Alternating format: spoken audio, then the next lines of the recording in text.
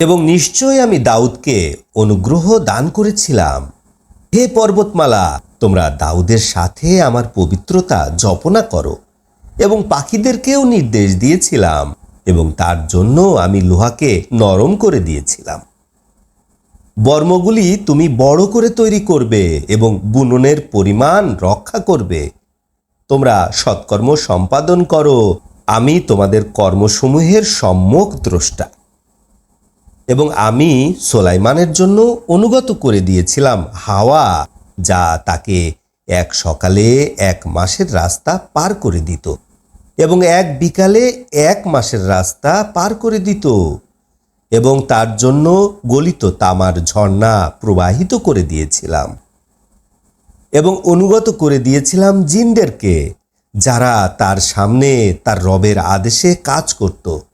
এবং তাদের মধ্যে কেউ যদি আমার আদেশ অমান্য করত, তবে তাকে জ্বলন্ত আগুনের শাস্তির স্বাদ গ্রহণ করাতাম।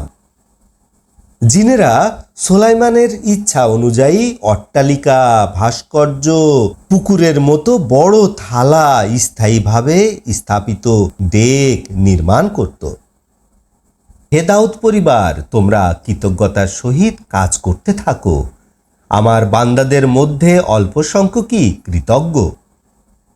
অতঃপর আমি যখন সোলাইমানের মৃত্যুর ফয়সালা করলাম, মাটির পোকা ছাড়া তার মৃত্যু সম্পর্কে কেউ জানাতে পারছিল না। তারা তার লাঠি খেয়ে ফেলেছিল। অতঃপর যখন তিনি পড়ে গেলেন, তখন স্পষ্ট হয়ে গেল যে জিনেরা যদি গায়েব জানত, তবে তারা কঠিন পরিশ্রমে আবদ্ধ থাকত না। নিশ্চয়ই সাবাবাসীদের জন্য ছিল তাদের আবাসভূমিতে নিদর্শন, 2টি বাগান ডানে ও বামে। তোমরা তোমাদের রবের জীবন সামগ্রী ভোগ করো এবং তার প্রতি কৃতজ্ঞতা জ্ঞাপন করো। পবিত্র শহর, ক্ষমাশীল রব। অতঃপর তারা ফিরে গেল। আমি তাদের উপরে বাঁধ ভাঙা বন্যা পাঠালাম এবং তাদের বাগান দুটোকে অন্য 2টো বাগান দ্বারা পরিবর্তন করে দিলাম, যা ছিল তিক্ত খাদ্য বহনকারী এবং ঝাউ গাছ এবং কিছু কুল গাছ।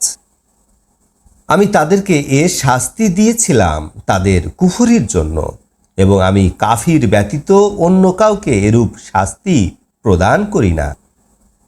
এবং তাদের মধ্যে এবং উহাদের মধ্যে যাদের প্রতি আমি অনুগ্রহ দান করেছিলাম, স্থাপন করেছিলাম দৃশ্যমান অনেক জনপদ এবং উহার মধ্যে ভ্রমণের ব্যবস্থা রেখেছিলাম।